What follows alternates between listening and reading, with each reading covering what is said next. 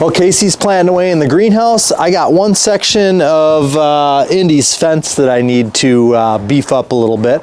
So we'll get that taken care of. And Luna just loves that greenhouse. Oh, and we can't forget about Indy. It's like Mr. Ed. He sticks his head over that little door opening. How's it going, buddy? Hi. Aww. All right, so Casey's got some new seedlings here that she's got the mister going on. I always start high up like this if the flats are dry. You can always water them before, but I don't really like doing that. It's just a preference. So I always just start up here because the mist is fine. And then I just gradually come lower down. I like the mist fine so it doesn't blow the seeds out. I don't have to worry so much about like the varieties and that have like the coverage on them, but as you can see in the back half of this tray over here, there's not much coverage because those are snaps, and really you don't want any coverage with snaps, but I always just do like a fine dusting of the vermiculite on top because I just feel like it at least holds a little extra moisture than if they were just sitting alone on top of soil. And that way my seeds don't dry out, especially on these sunny days. Because some days, you know, you lose track of time and that can easily happen. So this is the week that a lot of our seeding starts, like a lot more of the volume of it. We started things earlier that need a lot more time to germinate, but this week we are doing all of the Snapdragons, and you know, really comes down to preference. In order to grow everything that I need for all of our gardens out there, I don't have the space to like bump up anymore from a small plug into a big plug. So that's why I use these like 2x2 cells. And that way, once they're grown and rooted, they can go right into my garden. So I basically just call these like little garden poppers because that's what they are. They grow and then I pop them right into the garden. Just because it's like so much easier that way. So if you're somebody who wants to grow them as a small plug and then bump them up or just plant larger plants, then I would have started snaps, you know, a couple weeks ago already. But I like to just kind of, you know, get these going in this size. We got to utilize the space we have. I could really use a bigger greenhouse, but you know, you got to do what you got to do with what you got. Fuzzy's got her little cat grass in here.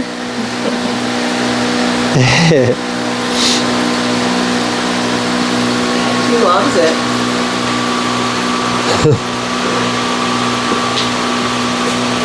Once they're watered, I used to start a lot of them in here, which does work super well, but I can't find my other one. I don't know where you put it, but it's okay. So I'm just gonna go ahead and put these over here. And anything that really needs a good humidity, so I have like some cana seeds in here. So in here I do have some cana seeds, so these need it really hot in order to germinate, or as long as you have like a heating pad underneath, but that's what these little mini greenhouses come in handy for, like inside the greenhouse. I use it basically as a seeding chamber, but as you can see, they're starting to pop. And these are seeds I saved last year from our canas.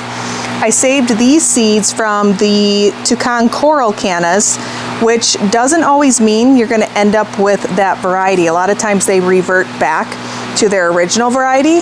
But I'm willing to see. I mean, as long as they blossom and flower for the summer, I'm on board. I have a lot of Snapdragons to seed today. So I do hundreds of snaps. I always have. Snapdragons are just one of my absolute favorites, and they do well here in Wisconsin all summer long.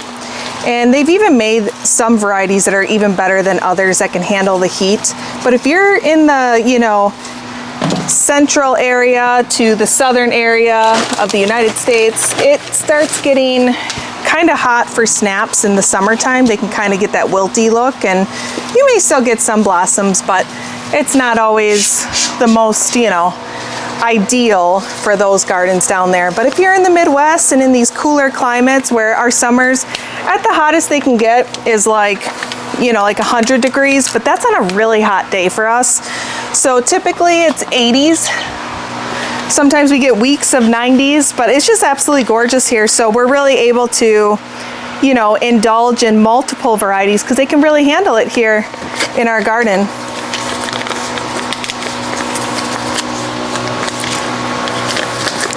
So this variety is the Potomac Royale. I usually do just basic garden Snapdragon seeds that I save from the garden, but a lot of the cut flower varieties, I don't always find the produced seed there. So a lot of people will put one of these per cell, but I don't. I do 2 to 3 because I want a really full plant when it germinates. And that way too, say one of the seeds doesn't germinate, well that's okay because we got little extra backup plans in there. If one extra falls down, I'm not really gonna go in there and dig it out to move it, so we're just gonna leave it. But yeah, you just kind of eyeball it. You can have patience. There are tools you can use to seed. So if you're seeding a lot, you can get like a seeding machine, which has like a little like vacuum connected to it so it suctions the seeds. And then once you put it on top of the flat, you open up the valve and it throws the seeds into the tray. So you can do it that way. They also have just like, you know, if you have a smaller garden or even a large garden, they have where you can just put these seeds in like a, kind of like shoots them out one at a time. But I don't know, something about handling the seeds, I don't know, you guys may probably know what I'm talking about. When you handle the seeds, it just got a feeling to it. It's just like, I don't know, even more personal, but it's only because I got time today too. You know, whenever I seed, I ask Jason to stay home. Stop what you're doing, stay home. This weekend, no projects for you. Mama's got a seed. And I just like it quiet in here. Sometimes I'll turn on, you know, music or a podcast, but majority of the time, I just like peace and quiet. And that just gets my like creative juices flowing and just makes me really in the zone, you know? Really feels nice. So I have a little extra guy here, so I'm just gonna throw that there. And then just so I know where I left off, I'm gonna kind of go like this, just so that way I know that from here on is where I'm gonna continue. And then I just write the names on these little tags. I now finally have little tags, but if you're in a pinch, I've showed this before where you can actually, here, let me just concentrate. I don't want to forget where I'm at. Okay, so we're just gonna leave that one and pretend like we're gonna take 2 seeds from here and drop them over there. That way it just makes it even. I don't know about you guys, it has to be even. There we go. So that way this section here is the Royale. So I'm just gonna kind of push them into the surface here.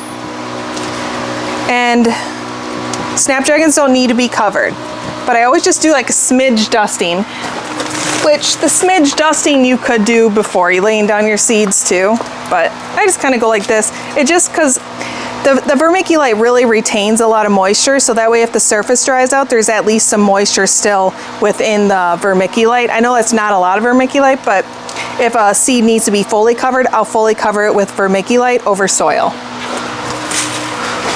All right, there we go. Now we're gonna move on to the next one. Oh yeah, back to these little taggies. So if you're in a pinch and you don't have tags, I just use toothpicks and painter's tape. And I write on the painter's tape the variety, and then I kind of just fold it in half over the toothpick, and then it sticks in. So there's so many different ways that you can create tags, you know, but I find that the painter's tape really holds up in the hot humidity in the greenhouse. So once again, we're doing more Snapdragons. We've got all kinds. These are all the Potomac series, so these are cut flower varieties. So these are great for cut flowers, but as I've shown you in a lot of my garden tour videos on the channel right here, I use cut flower varieties of Snapdragons in my flowering containers. I like actually planting them on their side off the edge of the container, because then what happens is they stay fallen, but then they kind of grow out and up. They wind up. So you can mix it with other trailing varieties, and the Snapdragons will kind of like filter in through those trailing varieties, and you'll have like all these beautiful Snapdragon flowers kind of like starting to like curl up. The whole plant, it'll fall, but then it like curls up because the flower needs the sunlight, obviously, but it just curves and follows the bend of the sun. So it's pretty cool.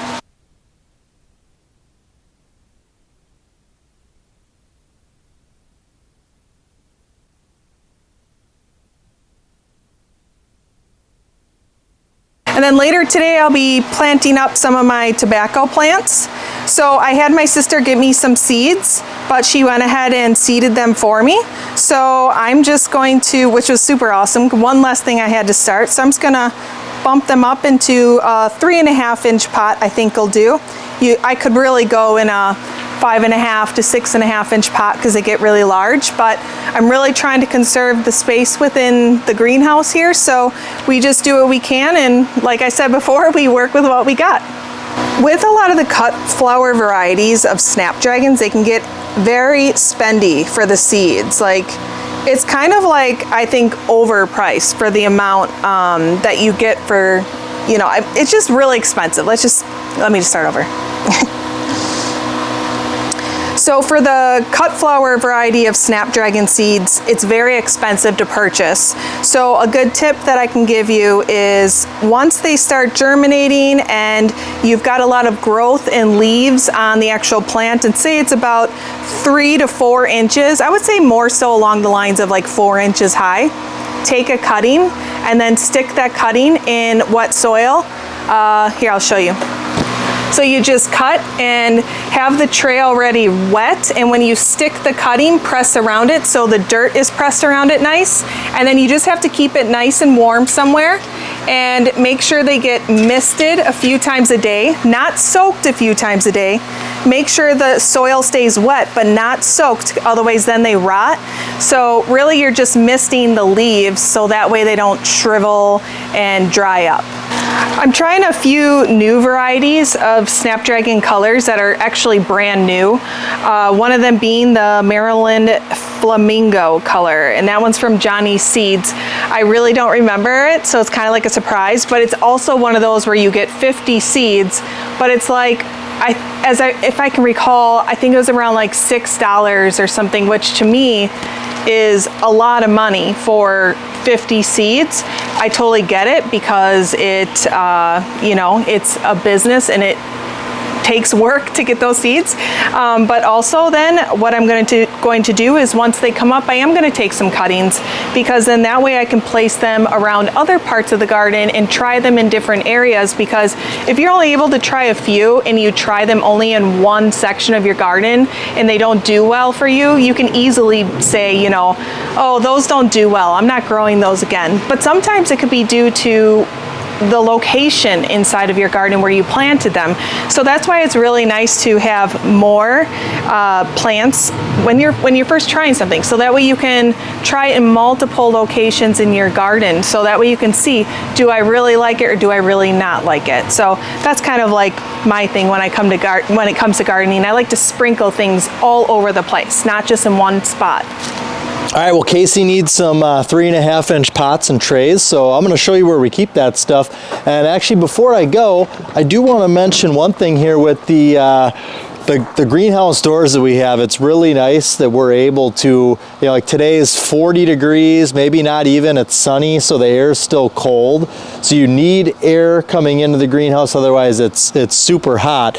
But if the entire door is open, it's almost like there's too much cold air coming in there. So we've got just the top portion open and the bottom portion closed. So you can kind of control a little bit more by having that Dutch door, the top and bottom door that opens. You can control the amount of heat or coolness that's coming in there. So that is a tip. If you're going to do a greenhouse, I would definitely recommend that. We've got a trailer on the other side of the property that we store all of our you know, not plants, but pots, trays, a lot of planters in there, hoses, extra benches that we use in the greenhouse, all kinds of things that you know, after summer's over, we need somewhere to put it, and it doesn't matter if it's cold, because it is cold storage in there. So I'll show you the inside of the trailer and what we got in there. So, oh, and the lawnmower's in there too.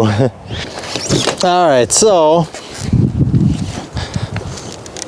oh, and we keep Luna's hay in here. In fact, I had this entire wall, I think I had like 25 bales in here, and then you can see I got the riding mower there, some patio furniture, some fencing. This is Luna's old gate from the shed before we reconfigured, but you can see over here, this is where we've got all of our, you know, trays, and goes all the way back there. So we've got pretty much whatever we need in here, whatever size. Big pots, seedling trays, and I need to get 3-inch or 3.5-inch. That's what these are here. So I'll grab a bunch of these and a tray, and we'll be all set. All right, we're walking back with just our single tray and 3.5-inch pots here, and I think we'll have ourselves a little entertainment on the way back in. Yep, these two love to play. They got to get their energy out somehow. It's funny because Indy always runs up behind Luna, and then Luna starts kicking out her hind legs. She very rarely lands it on Indy, but it's more of just a like, hey, get away from me, get away from me. But it's all fun and games, right, Indy?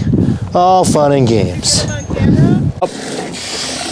Here's a little treat for Indy here. Look at, he likes to drink right out of the hose. Right out of the hose here. Look at that. There you go, bud. There you go. Now, for anyone that thinks this is wrong because it's a hose, I drank out of one my whole childhood. Me too. Me too. He loves it. He loves it. What a good big boy, huh? You're a good big boy. Yes. Oh, you're so sweet. You're so sweet. Yes. Look at all that hair. I just love it. Yes. Now it's playtime for them.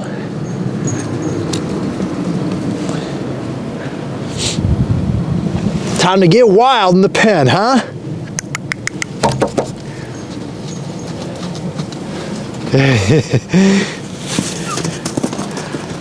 Woo!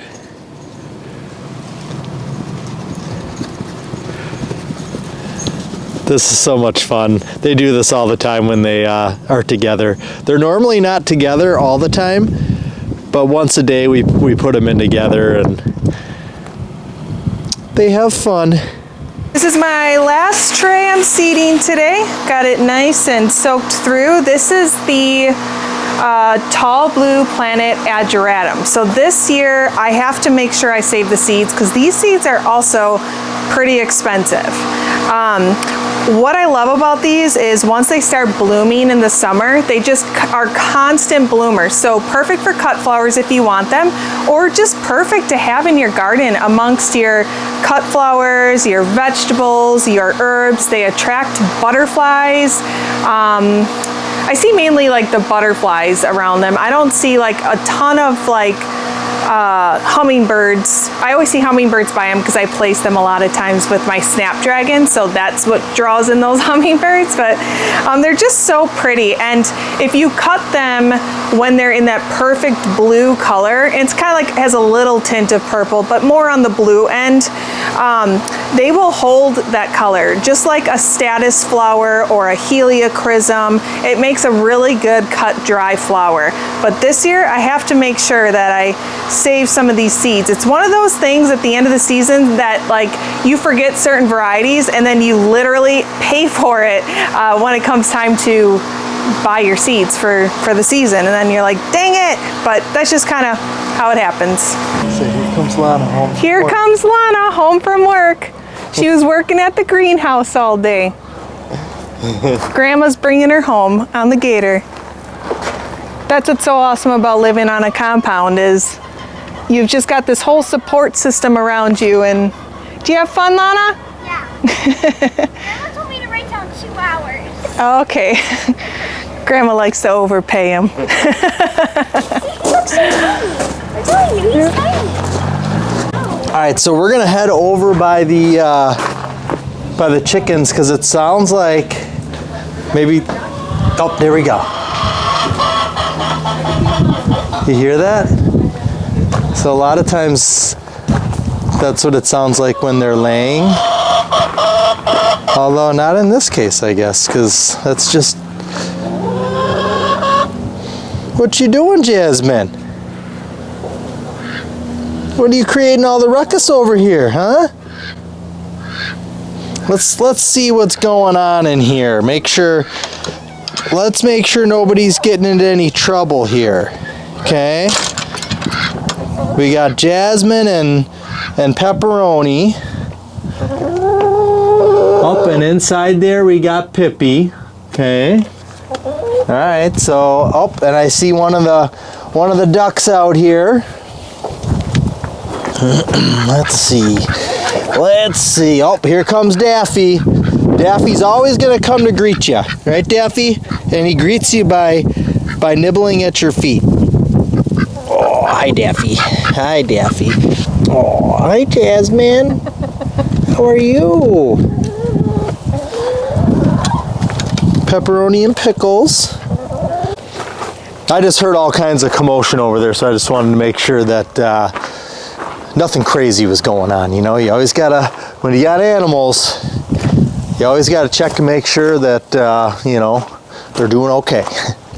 So this is Indy's fence now. I originally just had 4x4s that I put in the ground, and I had this 1x6 pine because I was told that he respected the fence. So as long as there was just something there, that he would respect the fence. But he did break out of here a couple of times, and so we needed to beef things up. So what I did here, you can see with the gate here, I've got a nice heavy duty latch on here, and what I did is I got a bunch of 2x6s. I mounted the 2x6s to each 4x4. There's a 4x4 behind here, and then what I did is I added, the fence just seemed like it was a little too short, and I don't want to say seemed, because he got scared one day. I was measuring something with my tape measure. He got scared by the sound of the tape measure. He just ran forward, and with this section over there, he tried to jump over the fence. Now, he got pretty high. He didn't clear the whole thing, but he jumped high enough to where he snapped off the two middle boards, and he was just like sitting here on top of it. I had to cut off one of the pieces of fence to get him free. So what I did is I got these, you know, like I said, I got these 2x6s put up at every, where is that here? Every 4x4 post, and then I got another, you know, 6 inches of height here on the fence, and this 2x6 is obviously a lot stronger than a 1x6, so there's no way he's going to be able to break through this. So we're feeling pretty good now that no matter what he tries, whether he respects the fence or not, and he is a really good horse. He's a good boy. And anyways, we'll make sure he stays inside unless we want him outside, right, Indy? As you may notice, Indy he's very friendly horse, and he's very curious too. So when I'm doing work like this in here, I can't have him in here because he'll literally be breathing down my neck the entire time. And you don't want a 400, 500, I don't even know how much he weighs, pound horse breathing down your neck when you're doing something. So what I'm going to do is I'm going to take him out to our pasture area out there where he can roam around, and I can get work done that I need to get done.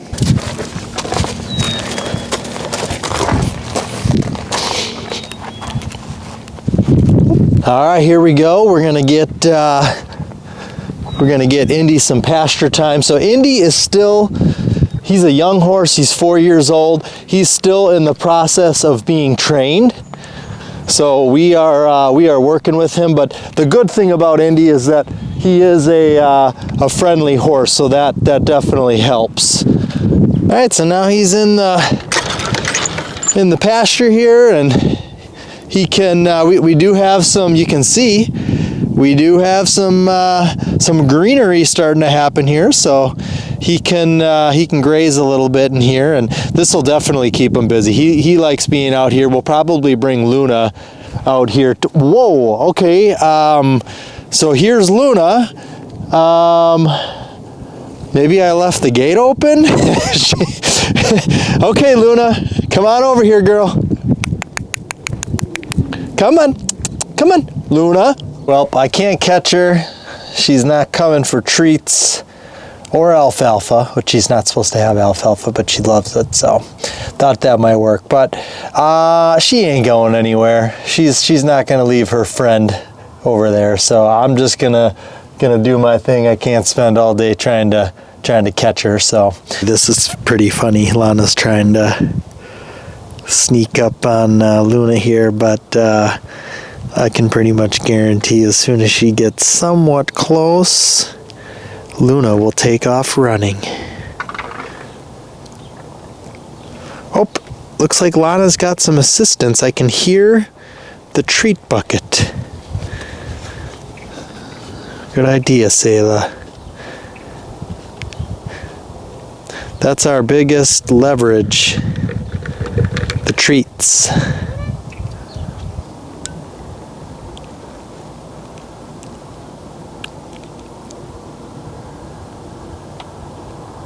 Okay, well, mission accomplished. What we had to do is, Luna pretty much follows Indy around, so we brought Indy back in from pasture. Luna followed.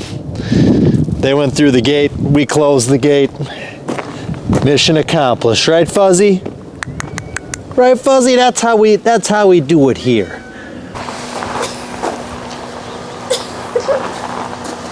Oh, she's so soft. I don't like when you use your nose. Oh yeah, I forgot I put those out here. I have to dump those yet. They were just attracting too many bad bugs. And when you are starting fresh for the season, the last thing you want are infested plants in your greenhouse. So it's sad, but they served their purpose during the winter, and we are grateful we had them for the winter for that extra little color, but it's a new season. Which means Dad's gonna dump it, not you. Yep. Oh, I just set them there. I forgot about them. And hey, he's videoing. He's gonna see him. I didn't do it on purpose. He should know by now. You want to get lunged?